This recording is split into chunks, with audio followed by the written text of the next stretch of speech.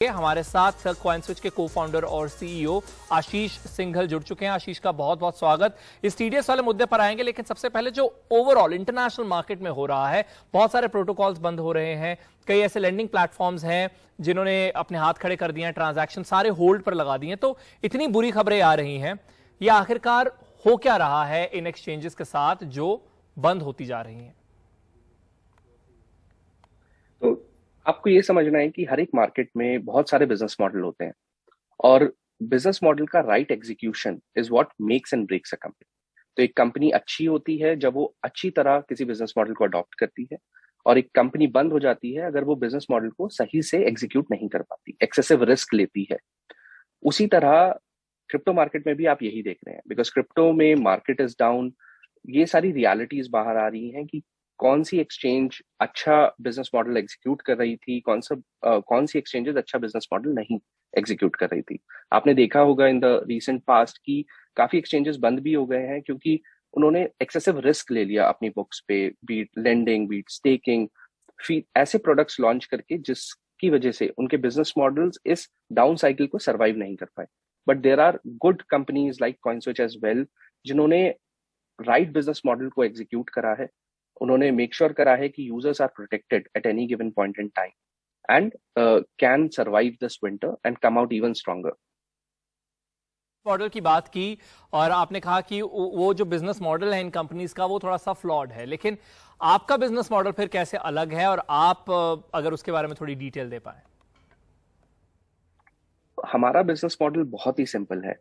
हम यूजर्स को चार्ज करते हैं जब भी वो हमारे एक स्मॉल फी के साथ, जब भी वो हमारे प्लेटफॉर्म पे बाय और सेल करते हैं कोई भी क्रिप्टो।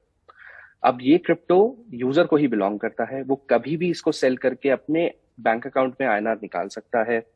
हम इस क्रिप्टो को कभी लेंड नहीं करते, कभी स्टेक नहीं करते, और ये क्रिप्टो यूजर को ही बिलोंग करता है, जिसकी वजह से हमारा बिजनेस मॉडल बहुत ही सिंपल है। हम सिर्फ एक स्मॉल फी चार्ज करते हैं जब भी यूजर हमारे प्लेटफॉर्म पे क्रिप्टो को खरीदता है या बेचता है। जी, पर अब जैसे हम बात ही कर रहे हैं इन सब खबरों की, तो एक डर का माहौल जरूर है आसपास क्रिप्टो मार्केट में, और वहीं इंडिया में कोई रेगुलेशन नहीं है। तो क्या सब एक्सचेंजेस जो हैं उन्हें एक साथ आ जाना चाहिए, कुछ सेल्फ रेगुलेशन मोड में चले जाना चाहिए, या फिर कुछ ऐसे रूल्स बना लेने चाहिए ताकि एक्सचेंजेस सुरक्षित रहें और कंज्यूमर्स का पैसा भी? आई थिंक इंडिया में हमने काफी काम करा है इसके ऊपर। हम सब जानते हैं कि इंडिया में रेगुलेशन नहीं है, बट हमने सारी एक्सचेंजेस, सारी क्रिप्टो कंपनीज ने मिलके एक कमेटी बनाई है which is called BACC, blockchain and crypto asset council, जो कि काफी सारे सेल्फ रेगुलेशन पैरामीटर्स को देखकर SROs पुट करता है, मेकिंग श्योर दैट सारी crypto companies best standards follow कर रहे हैं, KYC कंप्लायंट हैं, स्टैंडर्ड प्रैक्टिसेस फॉलो कर रहे हैं, मेकिंग श्योर कि users feel safe and secure on these platforms. But जब तक रेगुलेशन नहीं आता तब तक इसको कॉम्प्रिहेंसिव बनाना, मेकिंग श्योर करना कि सारी क्रिप्टो कंपनीज ये टू द टी फॉलो कर रहे हैं, ये बहुत मुश्किल हो जाता है, क्योंकि ये तो सेल्फ रेगुलेटरी बॉडी ही है।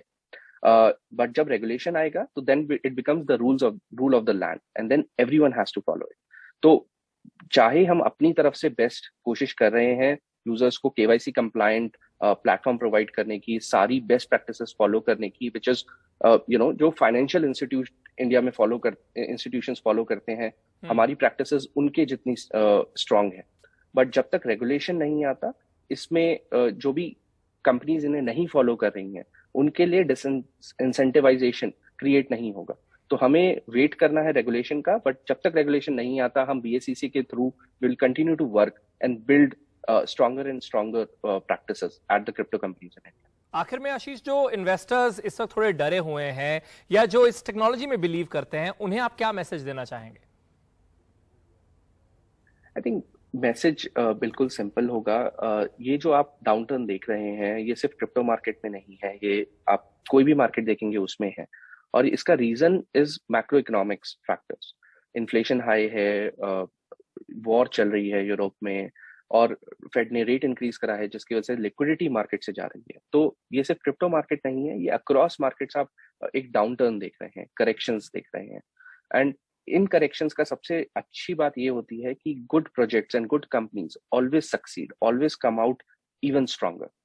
तो यूजर को इस मार्केट में समझना है, जानना है, पढ़ना है इन प्रोजेक्ट्स के बारे में, फिर देखना है कि क्या वो कंपनी सही है, क्या उसके फाउंडर सही हैं, क्या उसमें इन्वेस्टमेंट सही इन्वेस्टर्स ने करा है, और वो क्या प्रोडक्ट बना रहे हैं, क्या उस प्रोडक्ट का फ्यूचर है। क्योंकि fundamentals will always stay, B it a beer market और अ बुल मार्केट। जो अच्छी इन्वेस्टमेंट है वो हमेशा अच्छा रिटर्न देती है, लेकिन अच्छे इन्वेस्टमेंट को ढूंढने के लिए यूजर्स को रिसर्च करना पड़ेगा। तो मेरी एडवाइस यही होगी कि आप मार्केट की कंडीशन कैसी भी हो, आप उससे मत डरिए, आप अपनी रिसर्च करिए, समझिए कि मार्केट क्यों मूव हो रहा है, कौन सा प्रोजेक्ट अच्छा कर रहा है, कौन सा प्रोजेक्ट बुरा कर रहा है, एंड फिर अपना हार्ड अर्न मनी इस इन्वेस्टमेंट में लगाइए और इन्वेस्टमेंट को डाइवर्सिफाई भी करिए। सिर्फ एक इन्वेस्टमेंट क्लास में सारे पैसे मत डालिए। अपनी रिस्क एपेटाइट देखकर, समझकर, फिर डिसाइड करिए कि आपको किस इन्वेस्टमेंट एसेट क्लास में कितना अपना पोर्टफोलियो इन्वेस्ट करना है। जी बहुत बहुत शुक्रिया आशीष हमारे साथ जुड़ने के लिए और हमारे सवालों के जवाब देने के लिए।